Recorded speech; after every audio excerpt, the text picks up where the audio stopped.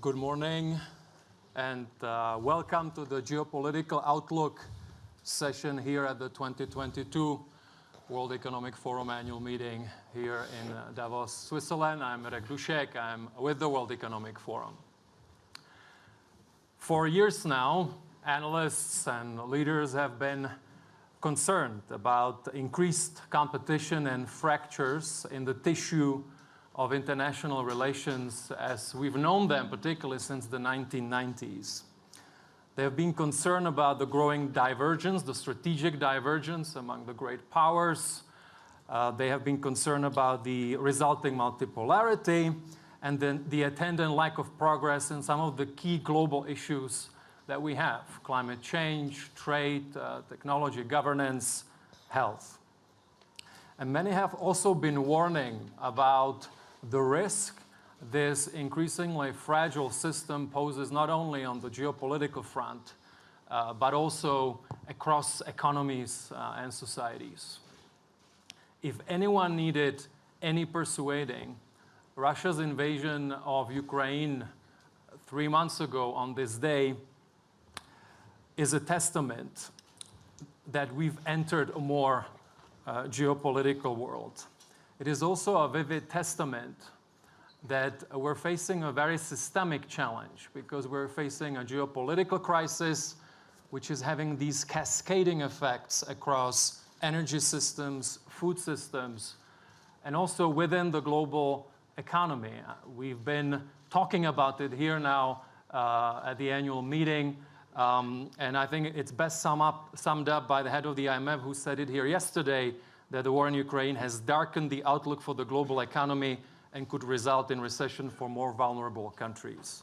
So to help us understand this fast evolving geopolitical landscape, but also hopefully get us a sense of where we are headed, and also how can we get things done in this more competitive landscape, I'm joined here by a truly august panel of leaders, so let me introduce them in the way they're seated here. Andrzej Duda, President of Poland. Warm welcome. Pekka Haavisto, Foreign Minister of Finland. A warm welcome. His Highness Prince Faisal bin Farhan Al Saud, Foreign Minister of Saudi Arabia. Hina Rabbani, Minister of State for Foreign Affairs of Pakistan. Welcome. Gregory Meeks, Congressman from New York and Chair of the House Foreign Affairs Committee. Welcome. And Jose Manuel Alvarez, Foreign Minister of Spain. Last but not least. If I could turn to you, Mr. President, first. You were in Ukraine, in Kiev, on Sunday. You delivered an in-person address to Ukraine's parliament. It was the first time a foreign head of state has done so since Russia's invasion, and you forcefully pushed back against the idea of Ukraine making any concessions to Russia.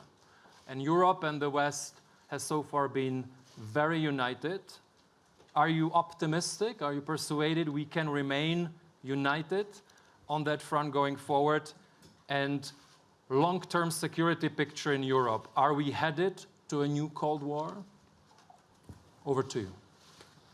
Thank you very much, distinguished participants, and distinguished ladies and gentlemen. I'm very optimistic because I'm here again after 2 years of pandemic, so I'm in general optimistic. Thank you very much for this kind invitation and this possibility to be here and to participate in this panel, to have this opportunity to share with you my point of view, my opinions.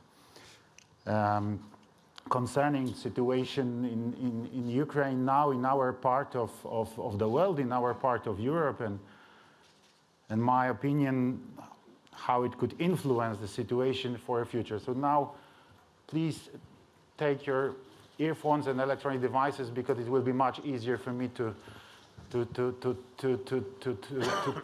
tell it in my mother tongue, in Polish. I have excellent interpreter, Madam Aneta Wiśniewska-Sołtykiewicz in the cabin, so she will translate it perfectly, so thank you for coming, and thank you for this possibility to be here to say these few words. Szanowni Państwo, tak rzeczywiście. Ladies and gentlemen, yes, indeed. I came back to Kiev exactly in these small hours yesterday morning, and I had that great opportunity and great pleasure that I met Mr. President Volodymyr Zelensky. I can say that we are friends and neighbors. So I had this great pleasure to be invited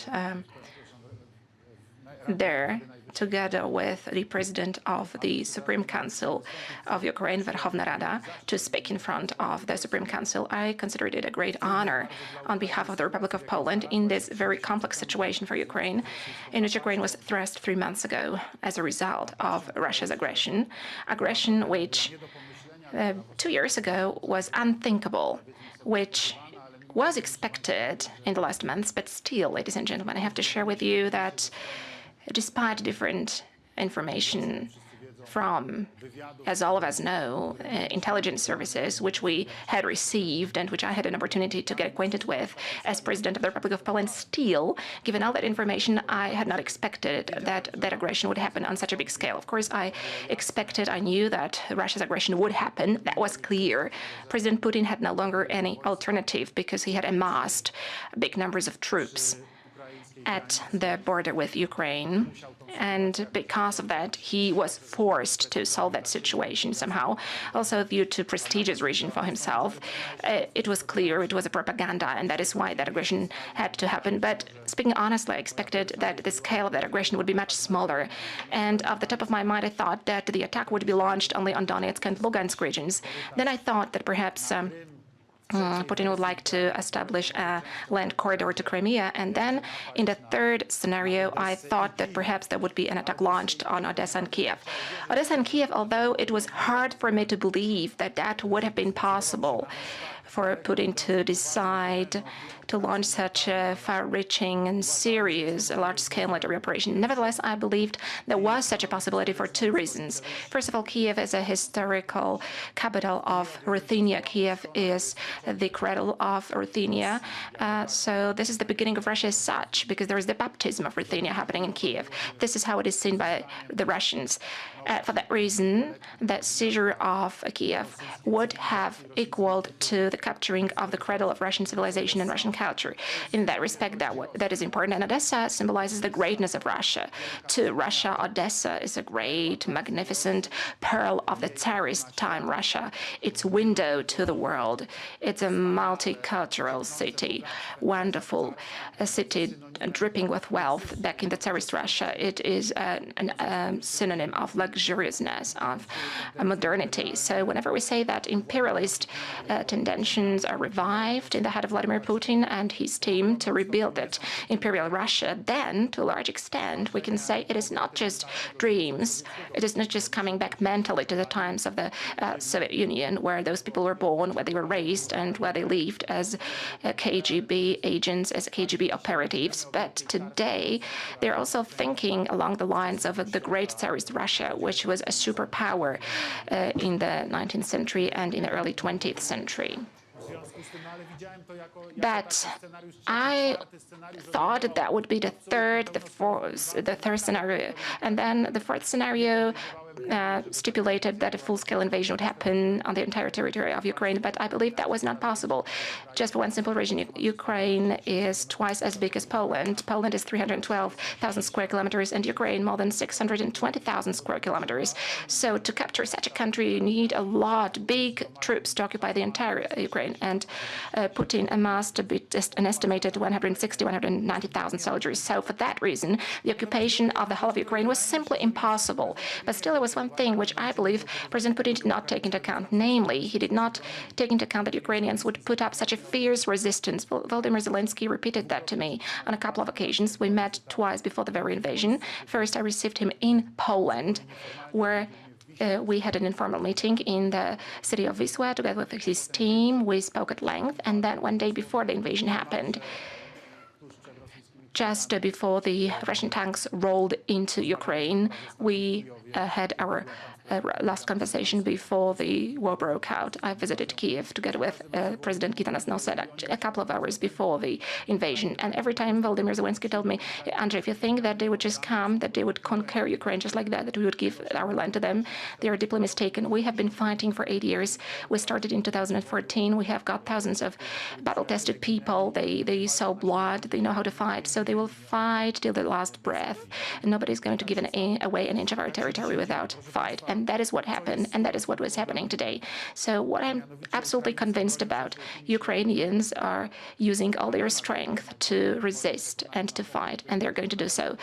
We cannot be hopeful about peace to the extent that Western Europe will force Ukrainians to give away their land to Putin. Ukrainians are not going to make such concessions.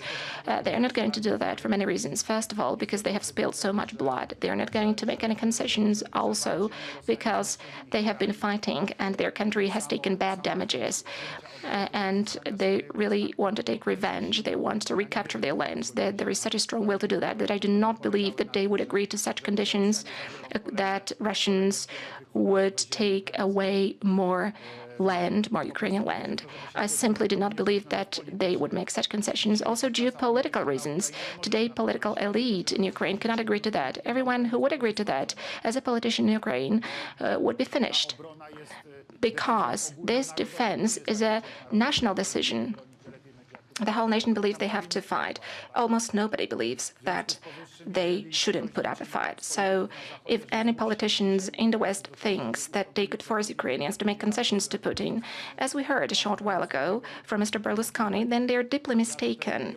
And speaking openly, as President of the Republic of Poland, I'm going to give my 100% support to Ukraine. Why? For a very simple reason, not to mention all the other aspects. Ladies and gentlemen, I simply cannot accept, also as a neighbor to Russia, that Russia violates the rules of international law with impunity. I cannot accept Russia murdering people in Ukraine, and I cannot accept that the world just turns a blind eye to that without any consequences vis-à-vis murderers.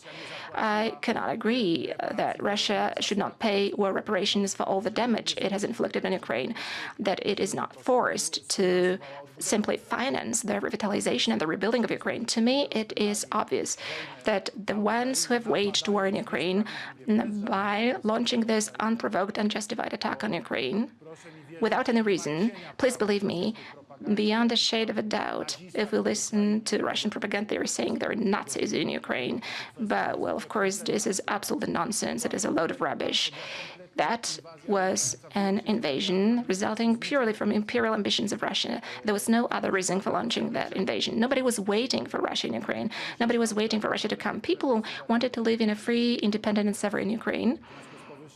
And so today the world has to present a very resolute stance, and this war should be ended by Russia giving back to Ukraine the grabbed lands, and it has to pay contributions, and the perpetrators have to be brought to justice. This is my vision of how this war should be brought to an end. So I urge everyone to support Ukraine today. I urge everyone to stand with Ukraine, because justice is on the side of Ukraine. Honesty is on the side of Ukraine. I have no doubt whatsoever about that. And today Ukraine needs to be supported comprehensively, both in terms of supporting Ukraine in the military perspective, it needs support from the political perspective, and also today we need to collect funds and money so that Ukraine can be rebuilt today and return to normal functioning. Thank you so much, Mr. President.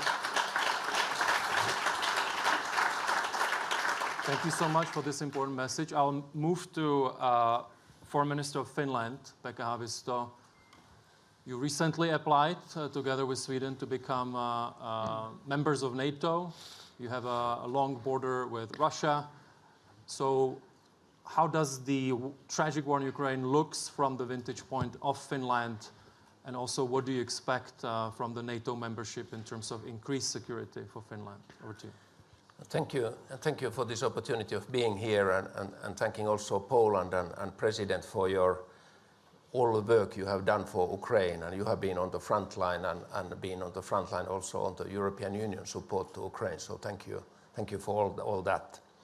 From our perspective, we really delivered our application together with Sweden 1 week ago to NATO. Of course, now we test the NATO open door policy. If it exists, I hope that the result is positive. Majority of the countries, of course, in NATO have responded very positively.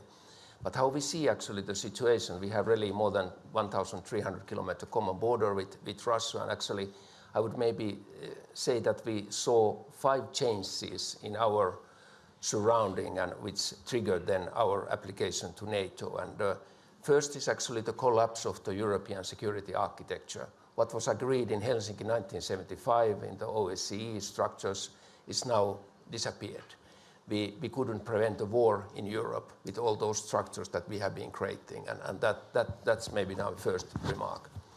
My second remark is the Russian ability to take higher risks. When people ask why didn't we react 2008 with Georgia, why didn't we react 2014 with the Crimea occupation, we see a totally different risk-taking ability of Russia, ready to take victims, ready to take losing materials, acting in a very unpredictable way.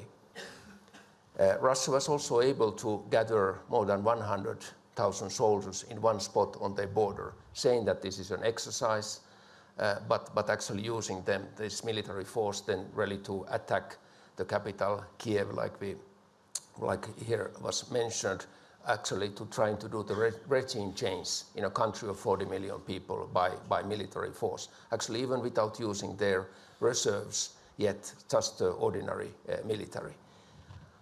And of course, we also have seen this kind of loose argumentation about weapons of mass destruction. We are not, at least in Finland, used to that in Europe a country says that tactical nuclear weapons could be used at some stage, even chemical weapons could be used at some stage. This is new, and our actually ordinary people from the streets stopped the minister and asked, we have traditionally a very strong military in Finland. What do we do if we are threatened by tactical nuclear weapons? What do we do if we are threatened by chemical weapons? And that's a good question in these circumstances.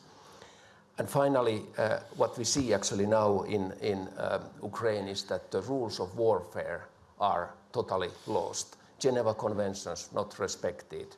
We see a use of sexual violence. We see a lot of use of violence against the civilians. We have been witnessing the Bucha and so forth. So we are in a totally new situation, and we have to wake up for that situation. How do we then see the NATO membership? Of course, we think that it's a group of 30 democratic countries, common values, and very strong transatlantic cooperation. And this is what we are looking for this moment. We actually felt a little bit excited that when we knew that when we are putting the application in, there will be this kind of gray time, that we are not yet members, not yet protected by Article 5, and so what will happen?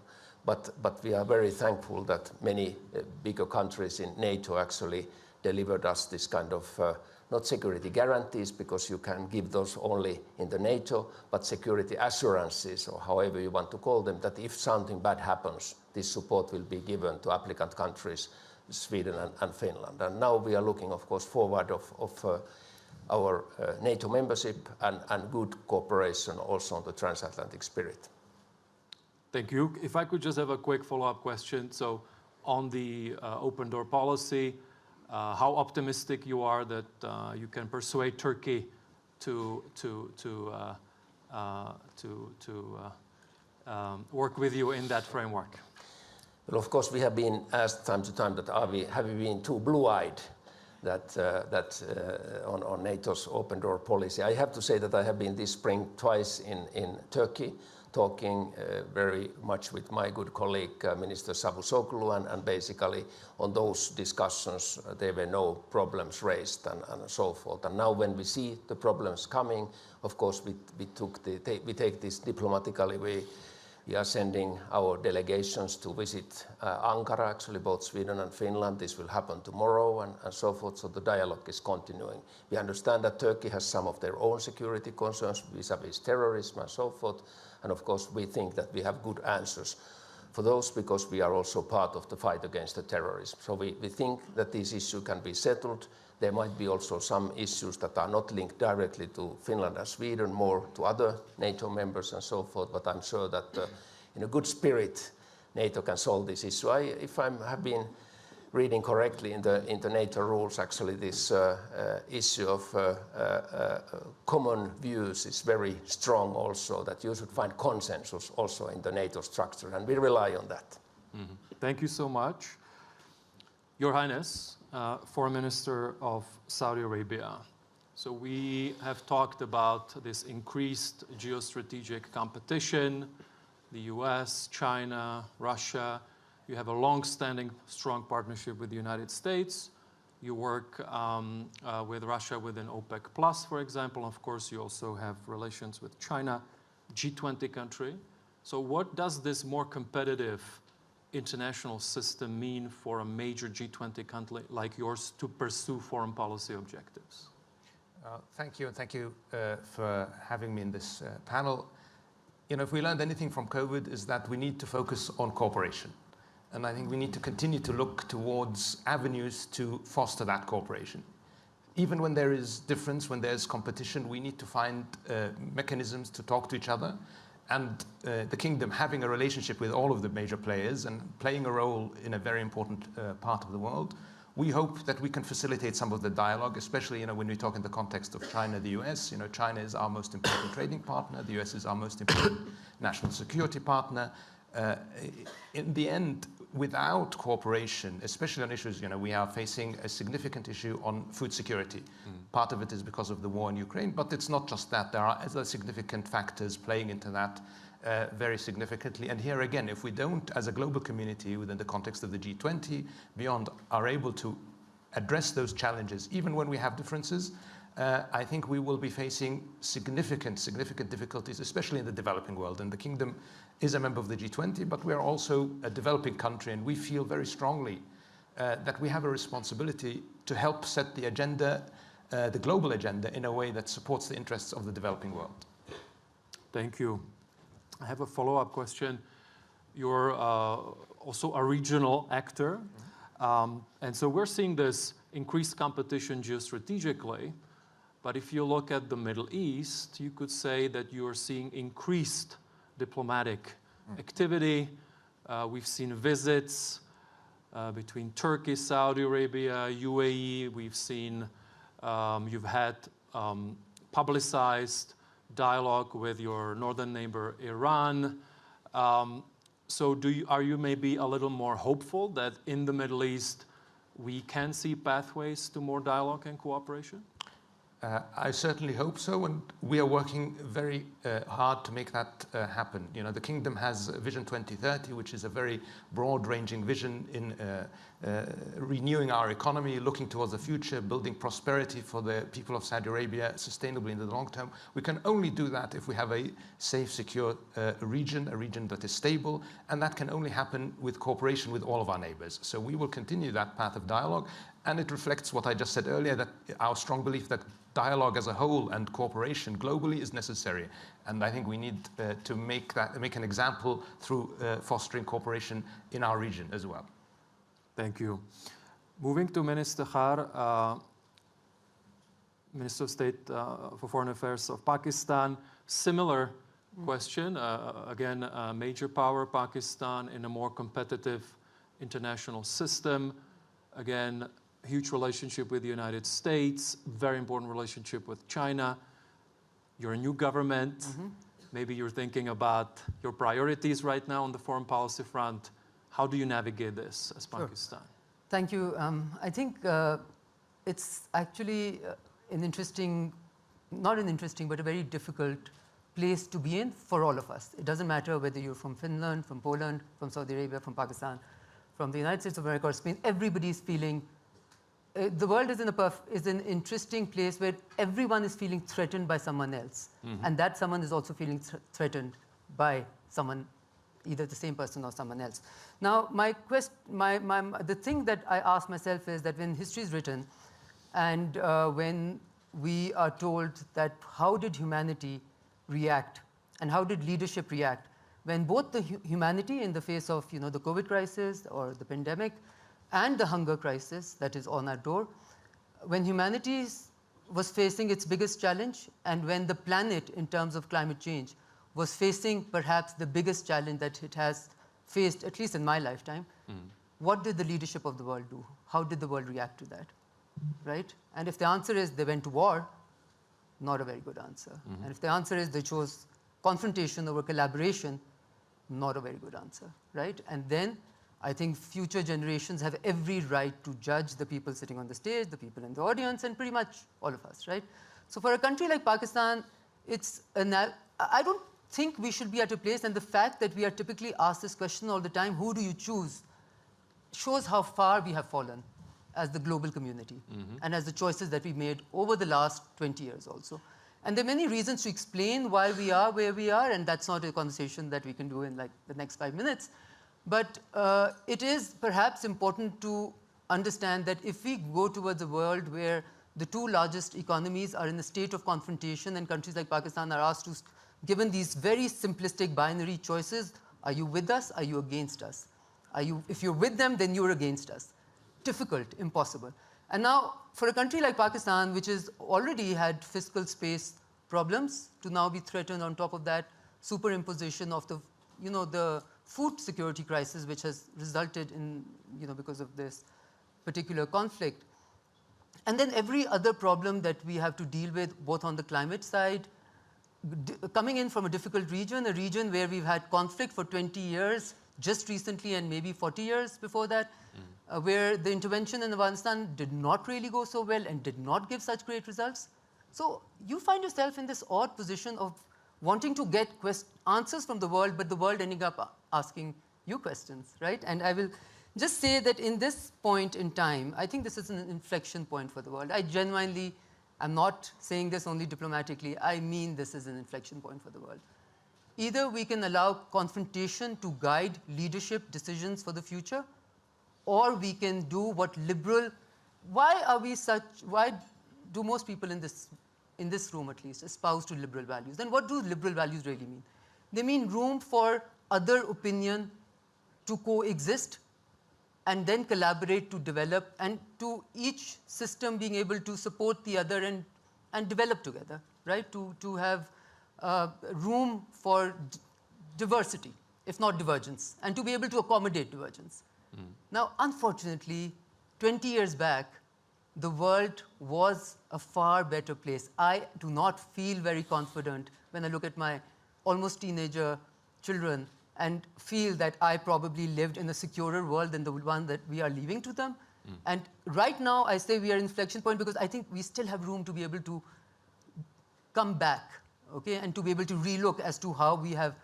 And just one thing that I'm going to sort of leave a thought with you as to, because if you look at, because often we're also asked, where are the points of alignment between, China and the US and the rest of the world?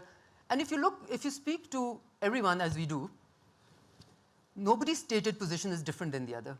Everybody wants a rule-based order. Everybody wants everyone to comply with rule-based order. Everybody wants no one to offer exceptionalism. But perhaps in the way that we have conducted this whole business of cherry-picking on the rules-based order in some of the interventions, and perhaps in the way we are conducting the business of weaponizing economic tools without knowing what their impact is going to be. So we know the impact of interventions. We don't know the impact of sanctions, the way we're using them on the general, ordinary people around the world. I mean, those already have impact on Pakistani people. Did we ever think that would be possible in grain prices? So I think we're living in an exceptionally dangerous, if I can say, world, where countries like myself, like ours, feel even more threatened than perhaps some countries which feel they have greater proximity to where the threat is emanating from. Thank you. If I could just do a quick follow-up. Some people say the world has forgotten about Afghanistan. So, of course, there's a huge humanitarian crisis now. You're very close to this. What would be your message to the international community in terms of what can be done in this humanitarian catastrophe, of course, without supporting the Taliban regime? So what is it that you would have as a message to the international community? Okay, the message is again pragmatism. We cannot wish the world to be what we want it to be and then decide to deal with it. We have to deal with the world as it is. The world as it is on our border is not of our liking. We are a country, I want to put this on the record, we are a country where the constitution gives women right to have a place in society which is equal to that of men. We are a country where parliamentary representation to women is perhaps higher than many developed countries. We are a country which supports women's role everywhere. Now, we are also a country which has compulsions of geography to deal with a 2,600-kilometer border and whatever emanates from there. Therefore, instead of the world being a propagator and enabler of a humanitarian crisis and an economic implosion in Afghanistan, we would ask the world to just ensure that the ordinary Afghans are not at the receiving end of your moral compulsions, and for your moral compulsions not to translate into hunger and strife for ordinary Afghans who had no role to play in when the intervention, or no choice to make as and when the intervention happened, for what goals it happened, and how the withdrawal happened. So peace and stability requires sometimes making choices which don't go with your moral landscape, perhaps, right? But which require for you to be strategic in your outlook and really make choices and be strategic and long term, as this is the goal you want to be. But in that goal, are you willing to let 38 million Afghans go hungry and not have a chance at a real economy? I would advise against it. Thanks a lot, Minister. Moving to Congressman Meeks. You are chairing the House Foreign Affairs Committee. You also were recently in Ukraine and also Poland and other countries. So if you could give us the congressional view of the situation in Ukraine and what your body, but overall the US, is doing on that front. And then I'll have a follow-up question as well. Yeah. United States, in my opinion, has an enormous responsibility. And members of Congress understand that responsibility. And the question is, as fellow panelists have said, the camera of history is rolling upon all of us right now and looking to see what we do at this particular time in history. And the United States knows that it is important for us to play a vital role. And I agree with President Duda of Poland when you look at what is taking place in Ukraine. You know, for me, I've not seen anything like this since what I studied that took place in the 40s and the 30s. And so it's a question of whether or not one can cross into sovereign territory of another nation and try to take away its choices. Do you stand up or do you sit back and allow it to happen? I think that what the United States has said that we've got to stand up, but not stand up alone. Bring people together. It can't be the United States saying we're going to do this and not consulting our friends and our allies across the world. And so therefore it's important to have the unity, first with NATO. Some people were questioning the strength of NATO and the unity of NATO. In fact, I believe that that's what Putin was doing. He did not believe that NATO would stay together. It did. He could not believe that the EU would stand together. It has. And we've worked together. And I think that we've done it when we looked at even sanctions when it comes to Russia in a collective way, giving room and making sure that we attempt diplomacy first. There was avenues for him to get out of it, and Putin, he chose not to. So now the United States has responsibility to make sure that we defend and help and give the military equipment to Ukraine so that it can defend itself, and work with our NATO allies, because we also understand that Putin is not going to stop there. Again, I agree with the president of Poland, President Duda. The Baltics are at stake. Poland's at stake. NATO countries are at stake. We've got an Article 5 responsibility there. And we must stand with that. And that's why I think it's important for us to go to different places. This is why I have, as chair of this committee, we visited Poland. I was in Ukraine twice, met about a few weeks before the invasion, and I was part of the delegation that went to meet with President Zelensky recently, about 2 weeks ago. And we committed and came and we passed a bill in record time for the House. And I know individuals know of some of the domestic disputes that are going on in the United States, but we passed a $40 billion bill so that for humanitarian causes and military aid to Ukraine. And we've also pledged to back up and have our allies also give to the defense of Ukraine, because the threat to democracy is all of us. And the threat to hunger, to what's happening with the blockades at the port of Odessa in the Black Sea. We've got to open that up because it's not then just limited to what's happening in Ukraine. There's threats to the entire world, and we've got to stand up to it. And what's really at stake is our values. To some, that's the question. You know, for me, as a member of the House Foreign Affairs, as the chair, who are we as humans? And so I think this is what the times are asking for. Can we come together? Can we work together? You talked about Afghanistan. I've been to Pakistan as a result. I'm going to Finland next week. We're looking, and I'm talking to Saudi Arabia about visiting there. Spain is a great ally. We have allies, but we got to pull ourselves together. The world today is much smaller than the world was 30 years ago. We're more interdependent than we ever was. Mm-hmm. If the economy is bad in one part of the world, it's going to affect another part of the world. And nothing was clearer than this pandemic.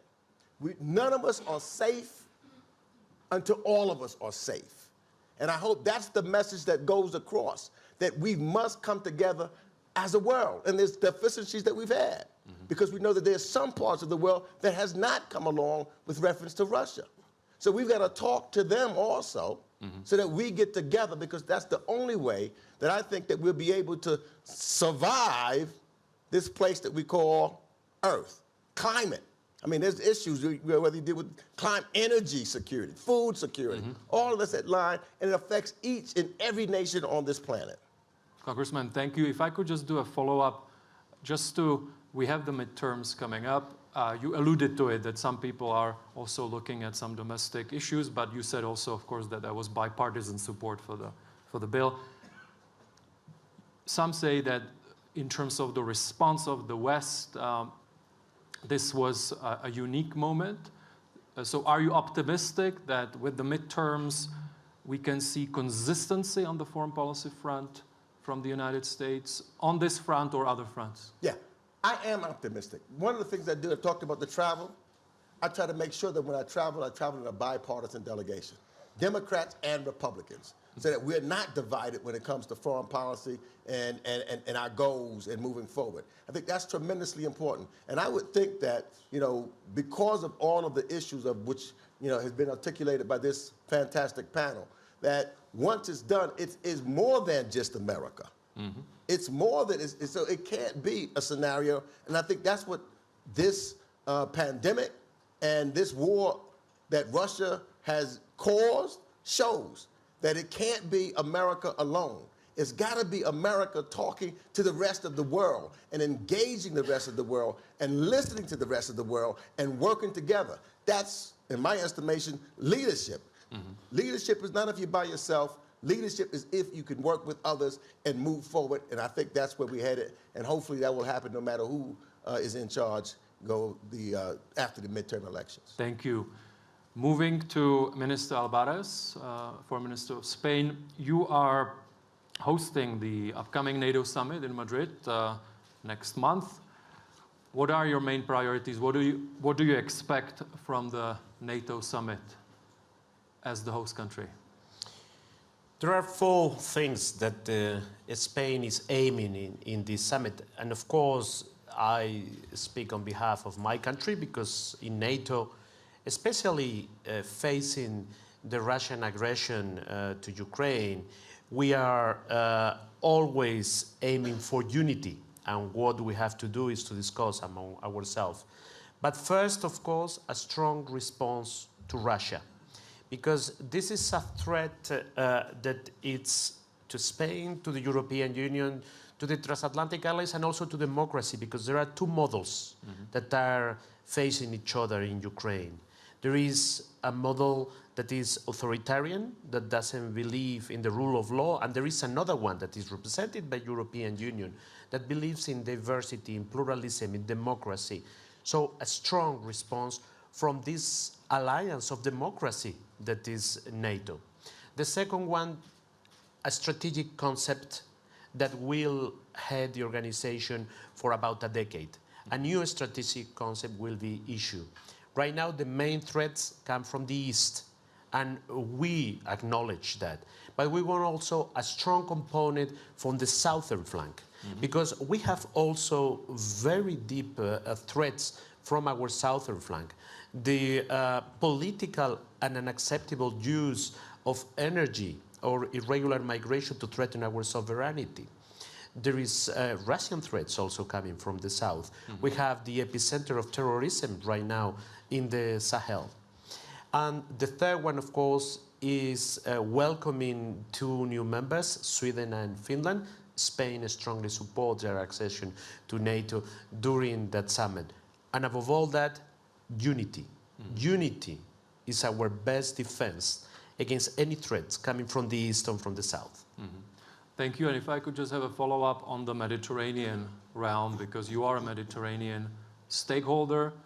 And so at the EU level, what would you say to your partners in the Mediterranean that have been working within different frameworks with the EU in terms of reassuring them that the attention will now not completely move in another direction, that we will continue, or the EU will continue to work with the Mediterranean partners? Next year, Spain will have the presidency of European Union during the second semester, and we will put also, during the NATO summit, we will put also a focus on the Mediterranean and beyond in the Sahel. Because in the Sahel, and therefore spilling over in the Mediterranean, we have a multidimensional crisis. We have very poor countries in which governance has been lowering for the last decade. We have military juntas more and more in the Sahel. With the rising prices of cereal, fertilizers, we are facing a food security crisis in the Sahel that is already a very weakened region in the world. And we have an epicenter of terrorism. We have traditional jihadism in the Sahel, but we have also Daesh that is being weakened in Iraq and Syria, transferring more and more towards the Sahel. So we have to look at it, because the future of the Southern Mediterranean and the European Union are united. Great, thank you. We have 2 minutes left, and I'd like to go to the president, because you are the only president on the panel here. And it's a very important one, because Poland, of course, part of the EU. Now we have Ukraine and some other countries have applied for EU membership, but then also you have countries in the Western Balkans. Some of them have applied for Western membership, for EU membership. So if you could just in 2 minutes, Mr. President, give us your sense of how you see the EU enlargement, also in the context of some of the new frameworks that have been pronounced by some leaders in Europe, in 1 minute and 45 seconds. Thank you. Yes, thank you. 2 very, very important issues in this matter of the discussion, especially this what Mr. Minister said a moment ago about Sahel and all the problems of Northern Africa. Szanowni Państwo, oczywiście... Ladies and gentlemen, of course. First of all, let me be very clear. Poland is a staunch supporter of Ukraine's membership in the European Union. There is no doubt about that. I initiated a letter signed by 9 presidents and sent to the European Commission. The purpose of that letter was giving a very decisive support to Ukraine, granting it a candidate status. Today, this is of fundamental importance for many reasons. First of all, there is a psychological dimension. First and foremost, I firmly believe that the European Union should demonstrate, especially to the people of Ukraine, that it is open. Today, the Ukrainian fight in defense of their homeland, this is also the fight in defense of their firm conviction that they have the right to self-determination, that they have the right to be part of the West. And for that very reason, the West should open up to them and say, yes, we do accept you. And this is a very important element. That is why we are going to obviously give our very strong support to the aspiration of Ukraine to be granted a candidate status. We're also going to support its future membership of the European Union. In my speech in front of the Ukrainian Parliament, Verkhovna Rada, a day before yesterday, I said that I'm going to do my best to make sure that Ukraine is granted a full membership status in the European Union. This is number one. And number two, this is a very serious problem, speaking about North Africa, because we're also speaking about food deliveries from Ukraine in this context. If Ukraine is not able to ship out its grain to North Africa, to Egypt and to other countries in North Africa, the crisis will be huge, because Ukraine is a huge country. I think it accounts for 80% of Egypt's demand for grain. So Ukraine is the partner of this country, and also a partner to a couple of other countries in North Africa.